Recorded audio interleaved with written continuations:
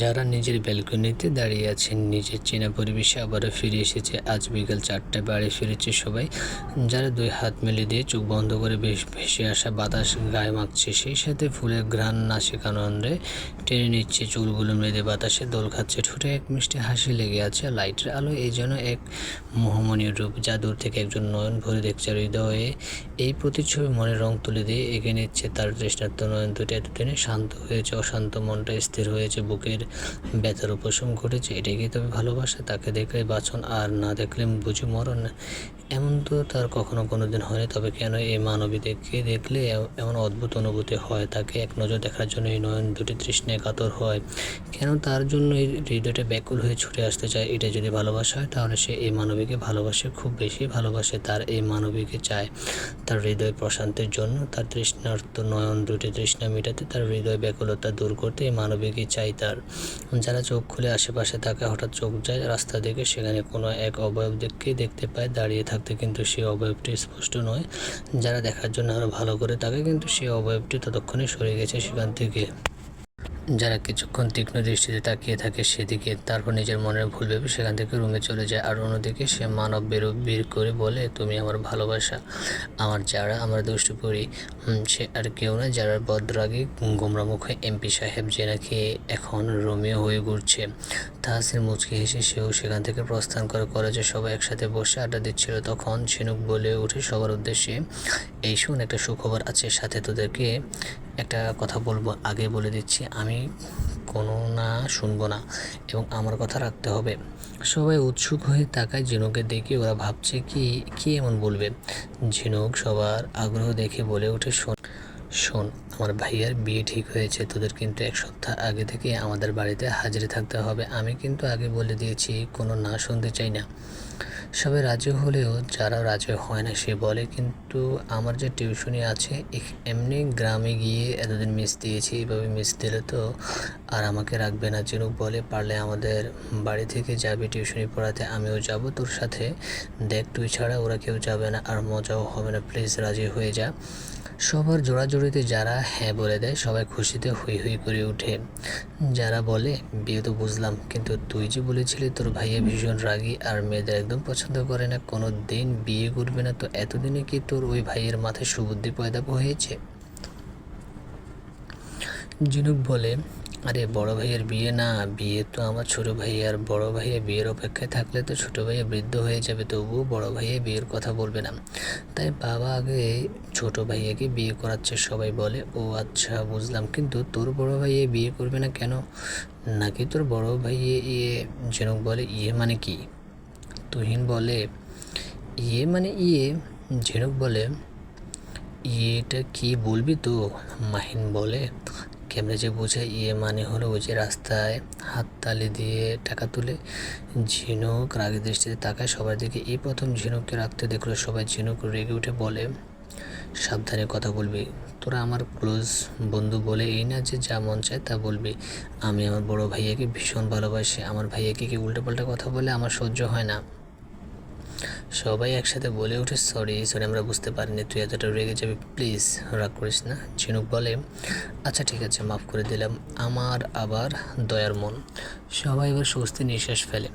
ঝিনুক তার ভাইদের সম্পর্কে বললে কখনো তাদের নাম প্রকাশ করেনি, এমনকি সে কোনো পরিবারের মেয়ে তাও প্রকাশ করেনি, কারণ সে প্রকৃত বন্ধু চেয়েছিল। সে এমপির বোন বা কোনো বড় ঘরের মেয়ে বলে অনেকেই বন্ধু করতে আসতো না, কিন্তু তারা সবাই অভিজাত আর টাকার লোভে বা স্বার্থে আসতো, কিন্তু সে কখনো এমনটা চায়নি। সে চায় সাধারণভাবে চলতে এবং প্রকৃত বন্ধু পেতে। আর যারা তা পেয়েছে, 5জন বন্ধু পেয়েছে যারা স্বার্থ ছাড়া একে অপরকে ভালোবাসে, বিপদে আপদে পাশে দাঁড়ায়। যারা সন্ধ্যা 6টায় সেই গলি দিয়ে একা একা হেঁটে যাচ্ছিল টিউশনি পড়াতে পড়াতে। আজ একটু দেরি হয়ে গেছে। যারা যেতে যেতে হঠাৎ রাস্তার পাশে কয়েকটা ছেলেকে দেখতে পায়। ছেলেগুলো কেমন লোভাতুর দৃষ্টিতে তাদেরকে তাকিয়ে আছে। যারা দ্রুত পা চালে, কিন্তু পিছনে ওড়নায় টান পড়ে, পিছনে ফিরে তাকিয়ে আগে হৃদয় জ্ঞান হারিয়ে ফেলে, কারণ সেই ছেলেগুলো থেকে একটা ছেলে যারা ওড়না ধরে আসে। যারা ঠাস করে একটা থাপ্পড় বসিয়ে দেয় ছেলেটার গালে, আর বলতে থাকে, এই জানোয়ারের বাচ্চা, তোর সাহস কী করে হয় আমার ওড়না ধরা মেয়ে দেখলে তোদের মতো কিছু নরপুরুষদের কুকুরের মতো চিপা লকলক করে, তাই না? তোদের ঘরে কি মা বোন নেই নাকি? তাদের সাথেও এমন অসভ্যতামি করিস? নরপশুর দল, তোদের কারণে এখন আমাদের মেয়েদের কোনো স্বাধীনতা নেই, স্বাধীনভাবে বাঁচার অধিকার নেই। শুধু তোদের মতো কিছু কুকুরদের জন্য সবসময় আমাদের মেয়েদের মাঝে আতঙ্ক কাজ করে, ভয় নিয়ে পথ চলতে হয়। আর এই সমাজে তো তোদের মতো কুলাঙ্গাদের কোনো বিচার হয় না, বরং বিচার হয় অসহায় মেয়েদের, কারণ তারা ধর্ষিত হয়ে পৃথিবী থেকে নিরাশ হয়ে সকল ইচ্ছে আকাঙ্ক্ষা স্বপ্ন ধূলিসাৎ করে। নিরপরাধ হয়েও এক বুক কষ্ট আর হতাশা নিয়ে শত যন্ত্রণা সহ্য করে পৃথিবীর মায়া ত্যাগ করে চলে যেতে হয়। আর তোদের মতো নরপশুগুলো পৃথিবীতে আবর্জনা হয়ে থেকে যায়। একসাথে এতগুলো কথা বলে যারা থামে, আর ছেলেগুলো ক্রুদ্ধ নয়নে তাকিয়ে থাকে চারাদিকে। একটা ছেলে যারাকে বিশ্রী গালি দিয়ে চারাদিকে এগিয়ে আসতে নিবে, অমনি পিছন থেকে ভেসে আসে এক ক্রুদ্ধ আওয়াজ, ওইখানে থেমে যায়। আর এক পায়ে করে পা দুটো ভেঙে গুড়িয়ে দেব। ছেলেগুলো সেদিকে তাকাতে সাথে সাথে সব রাগ উবে গিয়ে সেখানে জন্ম নেয় এক রাস ভয়। সবগুলো ছেলে ভয়ে কাঁপাকাঁপি শুরু করে দেয়। যারা ছেলেগুলোর এমন পরিবর্তন দেখে বেশ অবাক হয়। কিছুক্ষণ আগ মুহূর্তে যে চোখে সে রাগ আর লালসার আগুন দেখেছিল, আর এখন সেই চোখে ভয় আর বাঁচার আকুতি দেখতে পাচ্ছে। যারা অবাক হয় সেও তাকে সে কণ্ঠস্বরের মালিকের দিকে। এবার যারার হালুয়া টাইট হয়ে যায়, এই যে স্বয়ং এমপি সাহেব। এখন কি হবে তার? যারা আবার ছেলেগুলোর দিকে তাকে, কিন্তু এমা ছেলেগুলো কোথায়? দূরে তাকিয়ে দেখে ছেলেগুলো পালিয়ে যাচ্ছে। যা থেকে তাহসিনের ঠোঁটে বাঁকা হাসি ফুটে ওঠে। ফোনটা হাতে নিয়ে কারো নাম্বারে কিছু একটা লিখে সেন্ড করে দেয়। আবারও ফোনটা পকেটে রেখে যারা দিকে এগিয়ে যায়। যারা মাথা নিচু করে দাঁড়িয়ে আছে, ভাবছে এখন সে কী করে বাঁচবে এই বদরাগী এমপি সাহেবের থেকে। এখন যদি ওকে মেরে গুম করে দেয়, কিন্তু যারা তো এত তাড়াতাড়ি মরতে চায় না। এখন কি করবে সে? যারা চোখ বন্ধ করে বিড়বিড় করে বলে, লা ইলাহা ইল্লা আনতা সুবহানাকা ইন্নী কুনতু মিনাজ জালিমিন। আল্লাহ বাঁচাও, ওই জল্লাদ এমপির হাত থেকে আমাকে বাঁচাও। তাহসিন যারার অবস্থা দেখে মনে মনে হেসে খুন হয়ে যাচ্ছে, তবে হাসিটা চেপে রেখে মুখে গম্ভীরতা এনে বলে ওঠে,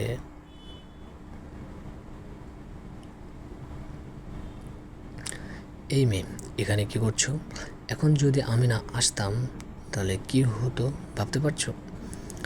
যারা মনে মনে বলে, আসছে মহারাজা, না আসলে কী আর হতো, দৌড়াতাম যান বাঁচানোর জন্য। যারাকে চুপ থাকতে দেখে তাহসিন আবারও বলে, কি হলো, চুপ করে আছো কেন?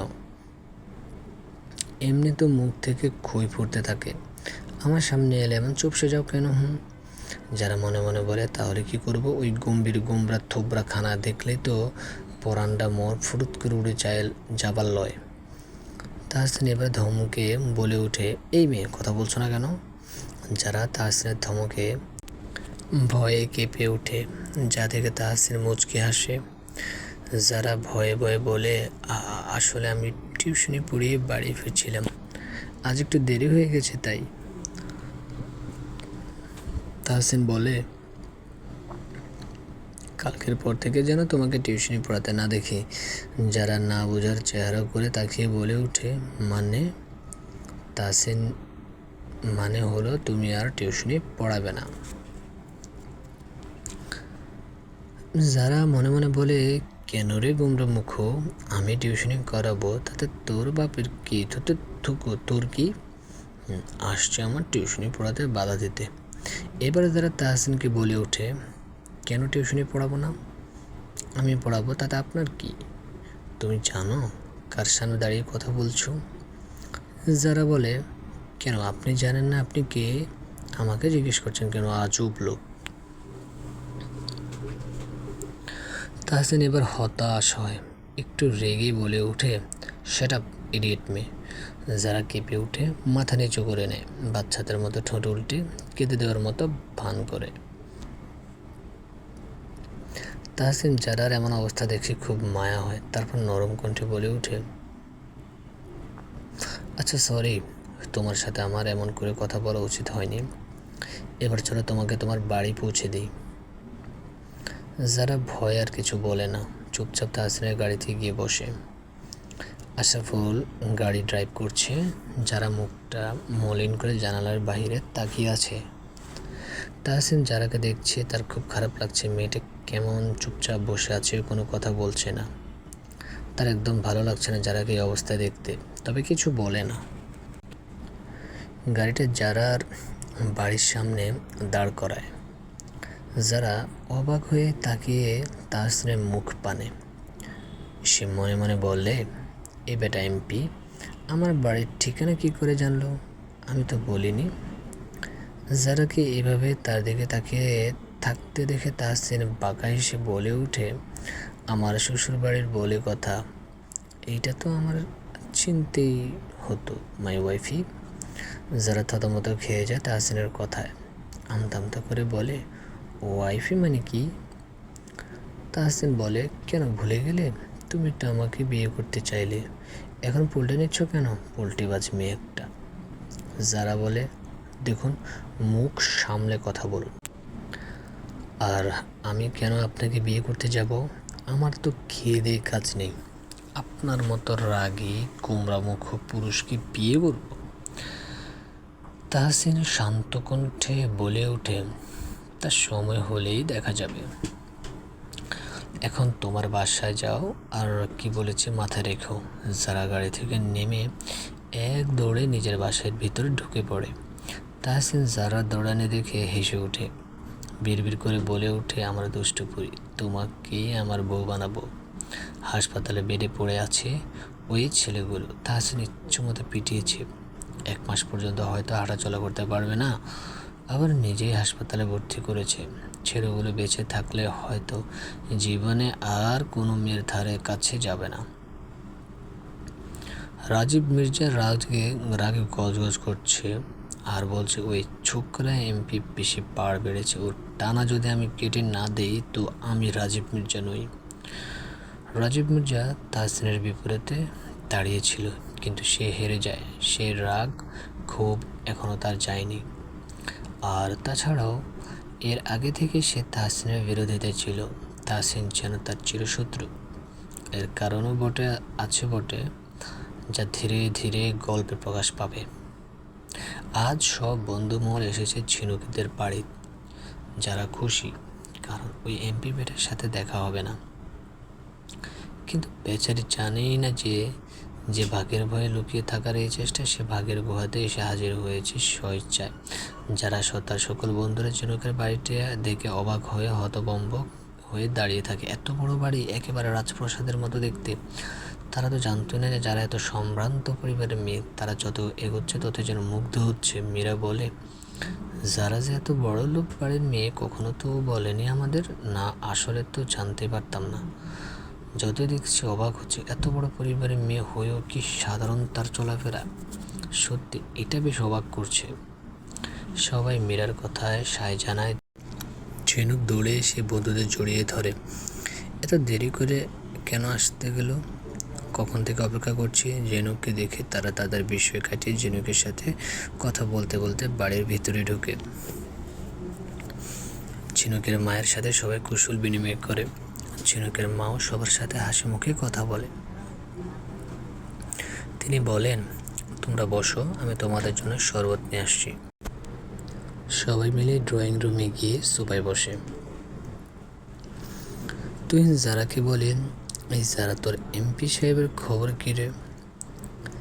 যারা বলে, দিলে তো খুশির মুডটা নষ্ট করে। ওই পচা এমপির কথা তুলে এখানে এসেছিস চিল কর। এসব আলতু ফালতু লোকের কথা বলে খুশির আমেজ নষ্ট করার কোনো মানেই হয় না। ঝিনুক যারা কথা শুনে ভয়ে ডোব গিলছে। কথা বলতে বলতে যারা চোখ যায় সেড়ে দেখে তার চোখ দুটো রসগোল্লার মতো বড় বড় হয়ে যায়। ভয়ে শুকনো ঢোক গিলে সাগর বলে, যা বলছিস, ওই এমপিকে দেখলে আমার ভয় লাগে। বাপরে বাপ, রাগ যেন তার নাকের ডগায় থাকে। এই বেটাকে এমপি বানালো কিভাবে? জন আর বলতে পারে না। ঝিনুকের ধাক্কা খেয়ে ইশারা পেয়ে সিঁড়ির দিকে তাকাতে তার হাঁটু কাঁপাকাঁপি শুরু করে দেয়। সাগর ভয়ে ভয়ে যারার কানে বলে, উনি এখানে কেন রে? এইবার আমাদের খবর করে ছাড়বে। সবাই একবার ঝিনুকের দিকে তাকায়, তো সিঁড়িতে দাঁড়িয়ে থাকা লোকটার দিকে তাকায়। ঝিনুক ঢনকের ভাব নিয়ে অন্যদিকে তাকিয়ে থাকে, যেন সে কিছুই জানে না, কিছুই বুঝে না। অবোধ বালিকার মতো সে বসে থাকে।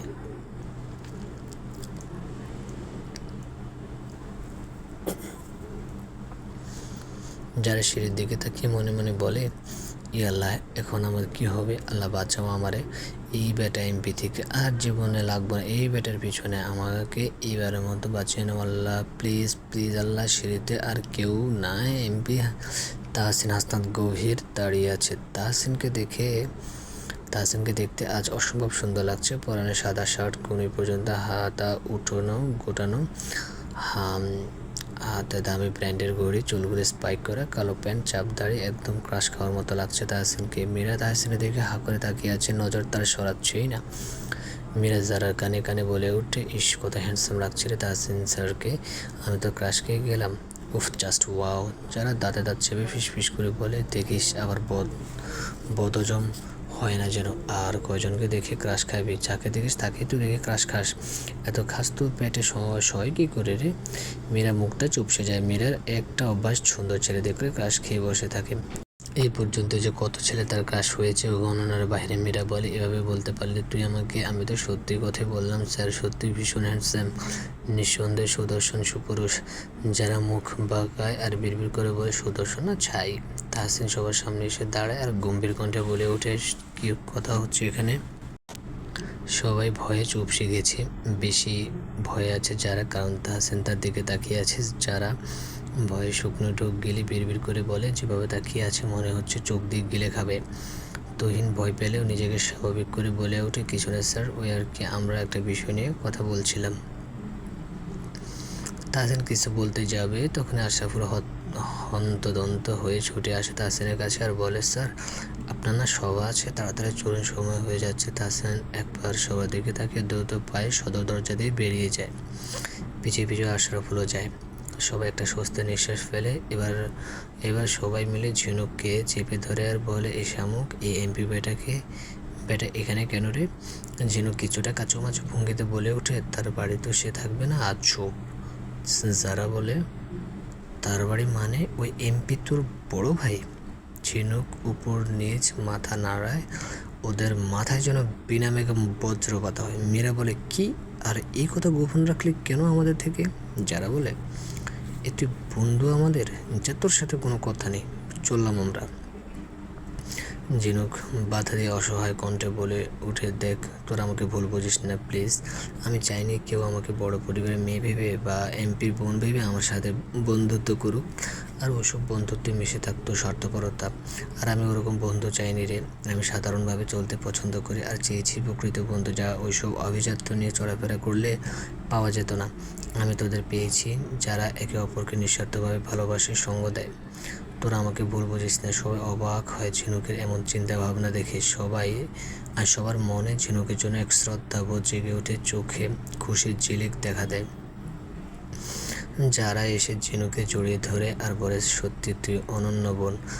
যারা দেখি সবাই এসে জড়িয়ে ধরে ঝিনুকে, ঠোঁটের কোণে হাসি ফুটে ওঠে। তাহসিন একটা দামি রেস্টুরেন্টে এসেছে ওসি ইমরানের সাথে জরুরি কথা বলতে, এখানে দেখা করার কথা ছিল তাই এসেছে। তাহসিন কথা বলছিল, একজন ওয়েটার এসে খাবার দিয়ে যায়, কিন্তু হঠাৎ বিকট আওয়াজে তাদের মনোযোগ ক্ষুণ্ণ হয়। তারা তাকায়, সেদিকে দেখতে পায় রক্তাক্ত অবস্থায় সে ওয়েটারটা পড়ে আছে।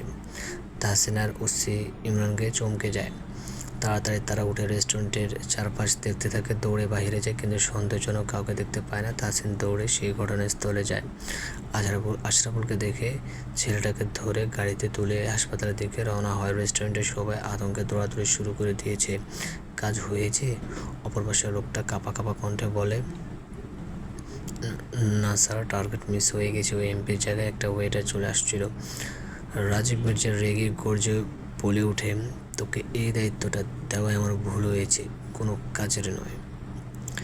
এই বলে রাগে ফোন কেটে দেয় আর রাগে গজাতে বলে ওঠে, তোকে আমি ছাড়বো না তাহসিন, তোর মৃত্যু আমার হাতেই লেখা। বোকা রাজীব বুঝলো না, আসলে জন্ম মৃত্যু একমাত্র আল্লাহ নির্ধারণ করে রেখেছে। কার কখন কীভাবে মৃত্যু হবে সব কিছুই ওই মহান আল্লাহ তার কুদরতে হাতে লেখা। এমনকি আমাদের জীবনে সব কিছু ওনার মর্জিতে চলে। দুপুরের দিকে সবাই ভাত ঘুম দিচ্ছিল, কিন্তু যারা কিছুতে ঘুমাচ্ছিল না, তাই বাড়িটা ঘুরে দেখছিল। হঠাৎ তার নজর পড়ে একটা রুমের দিকে। রুমের দরজায় লেখা, অনুমতি ব্যতীত রুমে প্রবেশ নিষিদ্ধ। যারা ব্রু কুচকে তাকায়, কথায় আছে নিষিদ্ধ জিনিসের প্রতি লোকের কৌতূহল আকর্ষণ একটু বেশিই থাকে। জারার ক্ষেত্রে এর বিপরীত হলো না। কৌতূহল মেটাতে এগিয়ে গেল সেই রুমের দিকে, দেখার জন্য কি আছে এই রুমে, যার কারণে প্রবেশ নিষিদ্ধ। যারা প্রথমে দরজার সামনে গিয়ে দাঁড়ায়, আশেপাশে নজরে বুলিয়ে দেখে নেয় কেউ আছে কিনা। কেউ নেই দেখে দরজায় ধীরে ধীরে হাত রাখে, একটু ধাক্কা দিতে খুলে যায়। যারা ফট করে রুমে ঢুকে যায়। রুমে ঢুকে তো যারা পুরাই অবাক হয়ে যায়। এত সুন্দর আর গোছালো রুম যারা এর আগে কখনো দেখিনি। যারা খুঁটিয়ে খুঁটিয়ে রুমটা দেখেছিল, আর তার চোখ যায় দেয়ালে টাঙানো বড় একটা ছবির দিকে, যেখানে তাহসিন দাঁড়িয়ে আছে, মুখে সেই চিরাচিত গম্ভীর ভাব, কিন্তু খুব সুদর্শন লাগছে ছবিটাতে তাহসিনকে। যারা বুঝতে পারে এটা তাহসিনের রুম, যারা ছবিটা দেখে কিছুক্ষণ তাকিয়ে থেকে বেঞ্চি কেটে বলে ওঠে, এ বেটা সবসময় মুখটাকে এমন পেঁচার মতো করে রাখে কেন? হাসলে মনে হয় এ বেটার চাঁদ যাবে যত্তস। এই বলে পিছনে ঘুরতে যাবে, তখন এক শক্তপোক্ত বুকের সাথে ধাক্কা খায় নাসিকার অন্ধে পুরুষারই তীব্র ঘ্রাণ প্রবেশ করছে, যার যারাকে ক্রমে ক্রমে আকৃষ্ট করে তুলছে।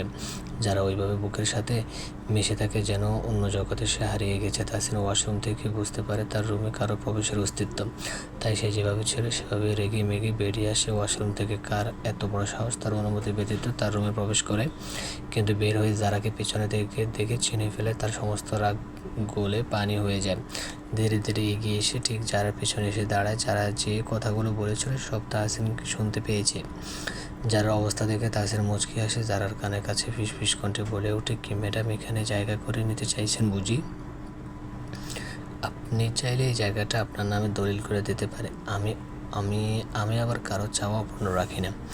যারা হুঁশ আসে ফট করে মাথা তুলে তাকায়, আর তাহসিনকে উদম শরীরে দেখে চিৎকার দিয়ে চোখে হাত দিয়ে অন্যদিকে ঘুরে দাঁড়ায় আর বলে, অসভ্য এমপি, আপনার কি লজ্জা শরম বলতে কিছু নেই? এভাবে উদম গায়ে একটা মেয়ের সামনে এসেছেন।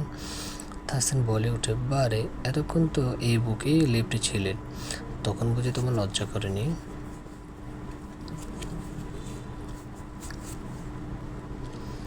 যারা তাহসিনের কথায় ভীষণ লজ্জা পেয়ে যায়, কিন্তু লজ্জাটুকু প্রকাশ না করে ক্ষিপ্ত স্বরে বলে ওঠে,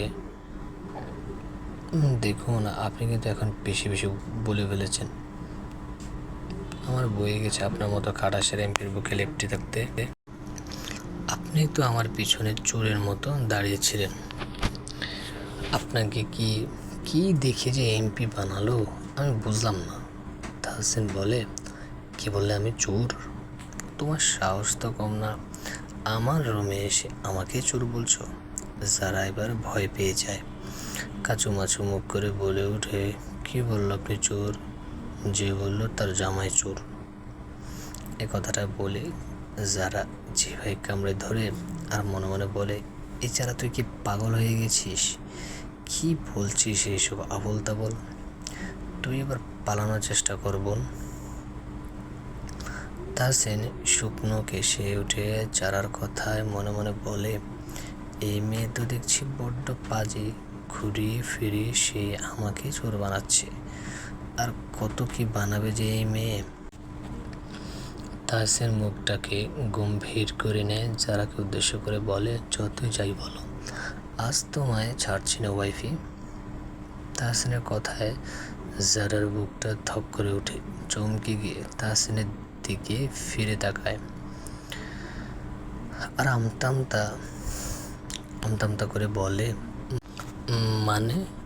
তাহসিনের সামনে এগোতে এগোতে নিঃশব্দ কণ্ঠে বলে, এক কামরাতে বন্দি দুজন, এই দিন দুপুরে তোমায় নিয়ে ভেসে যাব এখন প্রেমের সাগরে। যারা ভয়ে ভয়ে পিছাতে শুরু করে আর বলে, দেখুন এগোবেন না, ভালো হবে না কিন্তু বলে দিলাম। তাহসিন বলে, কেন ওয়াইফি, কি করবে? যারা পিছাতে পিছাতে দেয়ালের সাথে ঠেকে যায়। তাহসিন দেয়ালে তার এক হাত রাখে, দুজনের মাঝে 1 ইঞ্চি মতো দূরত্ব মাত্র। যারার বুকে কেমন ধ্রিম ধ্রিম শব্দ হচ্ছে, নিঃশ্বাস ঘন হয়ে আসছে, ভয়ে চোখ বন্ধ করে নেয়। তাহসিন মুগ্ধ হয়ে যারার ভয় মিশ্রিত মুখটা দেখছে, কিন্তু ভীত অবস্থায় যে একটা মেয়েকে এতটা সুন্দর লাগে তাহসিন যারাকে না দেখলে বুঝতেই পারতো না। আসলে যে যাকে মন থেকে সত্যি ভালোবাসে তার সব কিছুই তখন ভালো লাগে পরিণত হয়। তাহসিনেরও হয়েছে সেই অবস্থা। যারা চুলের ঘ্রাণ তাহসিনকে মাতাল করে তুলছে। তাহসিনকে মুখটা নামিয়ে যারার ঘাড়ের দিকে চুলে নিজের নাক ডুবিয়ে ঘ্রাণ টেনে নেয়। এই ঘ্রাণ যেন মাদকের চেয়েও বেশি নেশাক্ত করে তুলছে তাকে। যারা কেঁপে কেঁপে উঠছে ক্ষণে ক্ষণে, মনে হচ্ছে পা দুটো অসাড় হয়ে আসছে। এই প্রথম কোনো পুরুষ তার এত কাছাকাছি এলো। মনে এক অজানা অনুভূতির জন্ম নিচ্ছে, সারা শরীরে শিহরণ বয়ে যাচ্ছে। তাহসিন নিজেকে সামলে যারা থেকে সরে আসে। যারা পিট পিট করে চোখ খুলে তাকায়। তাহসিনকে তার থেকে অনেকটা দূরে দাঁড়িয়ে থাকতে দেখে যারা দৌড়ে রুম থেকে বেরিয়ে যায়। তাহসিন যারার যাওয়ার পানে তাকিয়ে বিড়বিড় করে বলে, ভালোবাসার যে আগুন তুমি জ্বালিয়েছ এই বুকে, তার নিবারণ করতে যে তোমাকে চাই আমার দুষ্ট পুরী। যে কোনো মূল্যে আমি তোমাকে চাই। যারা এক দৌড়ে ঝিনুকের রুমে ঢুকে জোরে জোরে নিঃশ্বাস নিতে থাকে। একটুর জন্য তার প্রাণটা উড়ে যেত বদ এমপির জন্য। যারা বলে, আপনাকে তো আমি দেখে নেব কুমড়ামুখ এমপি সাহেব। এই যারাকে ওয়াইফে ডাকা তাই না? এবার বুঝবেন এই যারা আপনার কী অবস্থা করে। রাতে তাহসিন নিজের সিক্রেট রুমে একটা জরুরি আলাপচারিতায় ব্যস্ত ছিল। টপিক ছিল কে এই গুলিটা করেছে ওই রেস্টুরেন্টে। তাহসিন তুখোর, মেধাবী এবং ধূর্ত পুরুষ। সে ঘটনা পর্যবেক্ষণ করে যা বুঝতে পারল যে তাকেই কেউ মারতে চেয়েছিল, কিন্তু ভুলবশত গুলিটা সে ওয়েটার গায়ে এসে লেগে যায়। তাহসিন আশরাফুলকে বলে, শোনো আশরাফুল, আমার মনে হচ্ছে এই কাজ আর কারো না, ওই রাজীব মির্জার। তুমি খোঁজ নাও আর ওদের উপর কড়া নজর রাখো। যদি আমার ধারণা সত্যি হয় তাহলে ওই রাজীব মির্জাকে আমি দেখে নেব। আশরাফুল নত মস্তিষ্কে বলে ওঠে, ওকে স্যার। এরপর তারা আরও অন্য বিষয়ে কথা বলতে থাকে। যারা আর সবাই মিলে ছাদে এসেছে। ছাদটা এত সুন্দর করে সাজানো যা দেখে সবাই অবাক। এমনভাবে সাজানো যেন প্রতিটি কোণে লুকিয়ে আছে যত্ন আর ভালোবাসার স্পর্শ। ছাদের চারদিক ঘিরে সারি সারি টবের গাছ, রঙিন ফুলের হাসি, সবুজ পাতার কোমল ছোঁয়া। কোথাও লাল গোলাপ, কোথাও সাদা জুঁই, আবার কোথাও নাম না জানা ছোট ছোট ফুল নীরবে সৌন্দর্য ছড়িয়ে দিচ্ছে। হালকা বাতাসে ফুলের মনমাতানো ঘ্রাণ ভেসে আসছে। এক পাশের কাঠের দোলনা নরম কুশন দিয়ে সাজানো। ছাদের উপর টাঙানো আছে ছোট ছোট ফেয়ারি লাইট। সূর্য ডুবে গেলে তারাগুলো জ্বলে উঠে আকাশের তারাদের সাথে প্রতিযোগিতা করে। আলোটা খুব বেশি নয়, আবার কমও নয়, ততটাই। চারপাশটা স্বপ্নময় লাগছে সবার কাছে। রেলিংয়ের পাশে দাঁড়ালে দূরের শহরে আলোর ঝলমলে দৃশ্য চোখে পড়ে। ওপরে তাকালে বিশাল আকাশ, দিনে নীল, রাতে তারা ভরা, মাঝে মাঝে চাঁদের মায়াবী হাসি।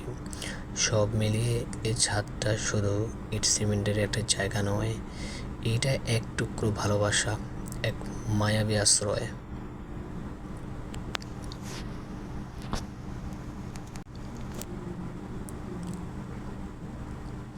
ছাদের মেঝেতে সবাই গোল হয়ে বসে সবাই গল্প করতে থাকে। এক পর্যায়ে মীরা বলে, এই যারা একটা গান বলতো, কতদিন ধরে তোর গলায় গান শুনতে পাই না, খুব মিস করছি, প্লিজ একটা গান বল। যারা বলে, পাগলে পাইছে আমারে, আমি পারবো না, পারলে তুই গা।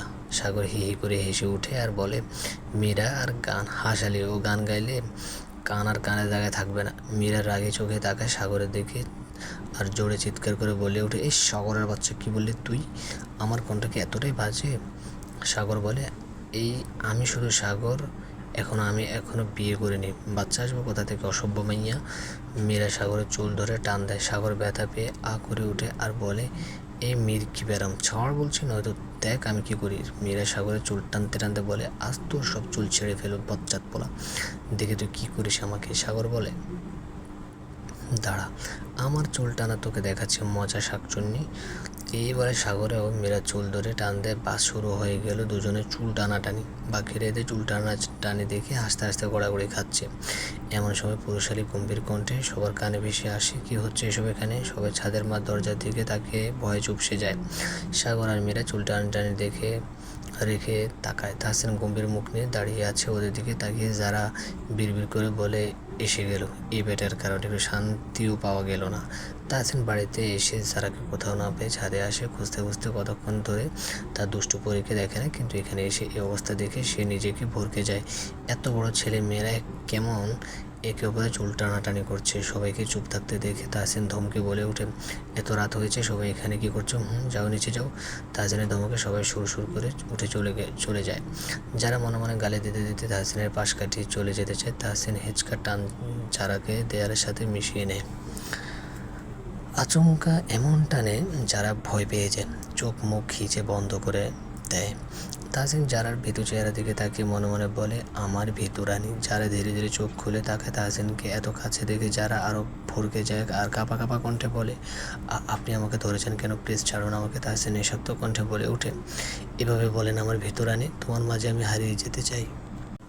যারা অকপটে বলে ওঠে, আপনি তো ভারী লুচু এমপি সাহেব। তাহসিন বলে, এখনও কিন্তু কিছু করিনি ম্যাডাম, না করে লুচু ট্যাগ পেয়ে গেলাম, তাহলে কিছু করে ফেলি, তাহলে লুচু ট্যাগটা দিলে মানাবে। কি বলো ম্যাডাম? যারা মনে মনে বলে, কি বলে এই বেটা, জিনে বুদ্ধি ধরলো নাকি? দৌড়তে পারে আবার রাতের বেলা।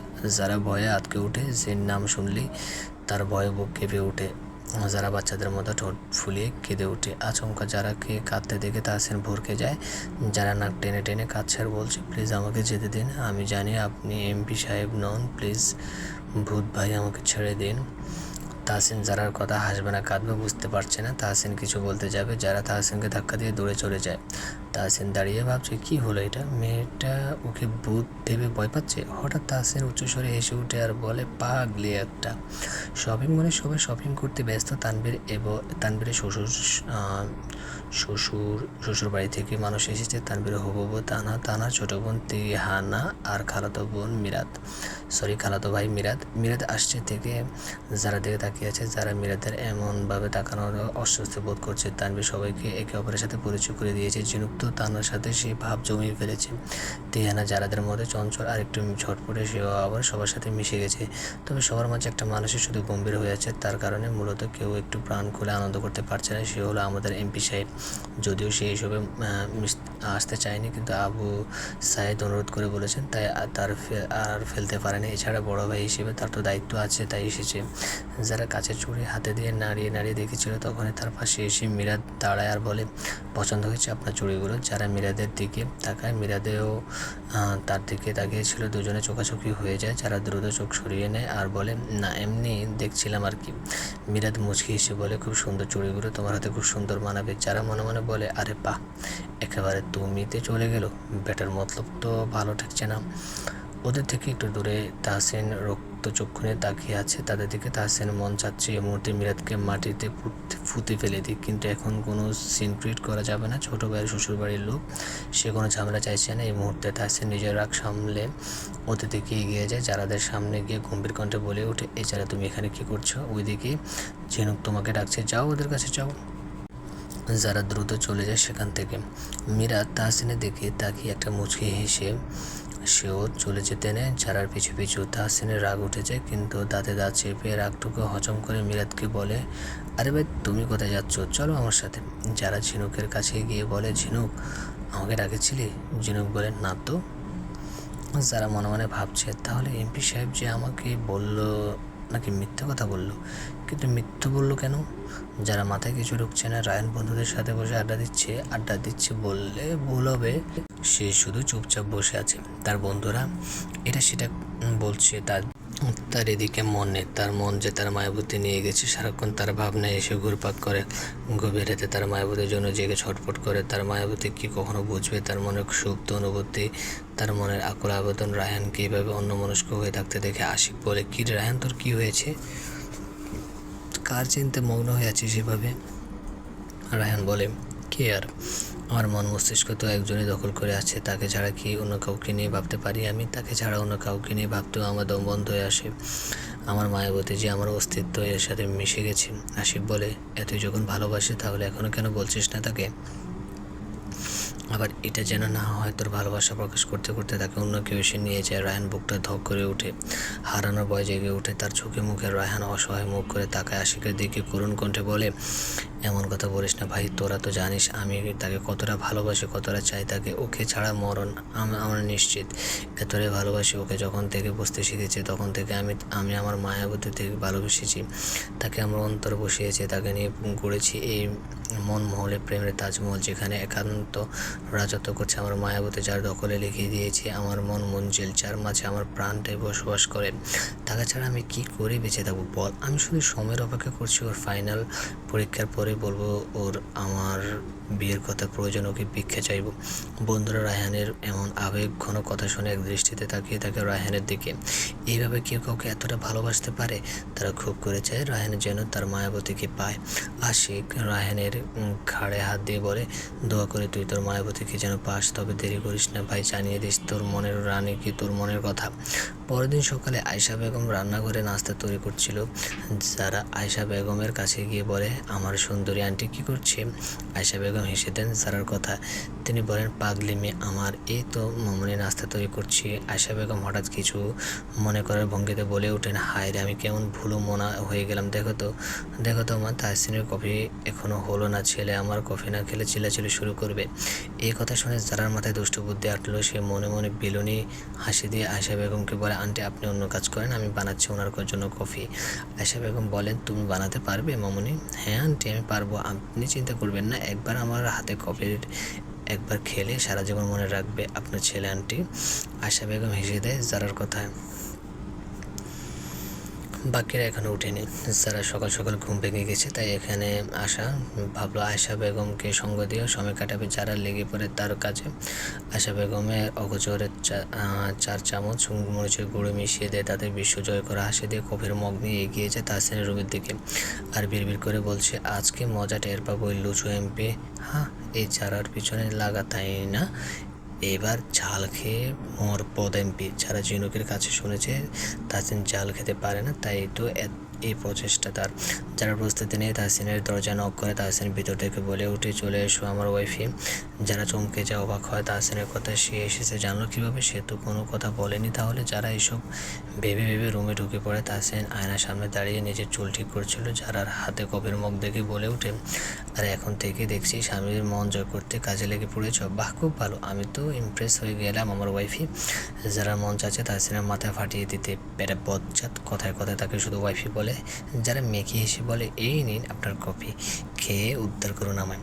আর আমি এসেছি আপনি জানেন কিভাবে? অন্য কেউ তো হতে পারতো। তাহসিন কফির মগ নিতে নিতে বলে, তোমার আগমন বাতাসের গন্ধে পাই, তোমার উপস্থিতি আমার হৃদয়ে পাড়ায় ঝড় তোলে। সেই ঝড়ের তাণ্ডবে বুঝে যায় আমার নীড়ে আমার প্রিয় সে আসছে। যারা হা করে তাকিয়ে থাকে তাহসিনের দিকে। এমপি সাহেব কি তার সাথে মজা করছে? যারা এসব চিন্তা সাইডে ফেলে এবার পালানোর চেষ্টা করে রুম থেকে। যেই পিছু ঘুরতে যাবে তাহসিন বলে ওঠে, তোমার জন্য মরিচের গুঁড়ো হলেও এটা আমার জন্য অমৃত আমার ওয়াইফি। আমি তো তোমার হাতে দেওয়া বিষ পান করতে নির্দ্বিধায় জীবন বিলীন করে দিতে পারি। এটা তো মাত্র মরিচের গুঁড়ো, এ আর বড় কি? যারা অবাক চোখে তাকিয়ে থাকে তাহসিনের দিকে। সে এখন তাহসিনকে এর কথায় ক্ষণে ক্ষণে অবাক হয়।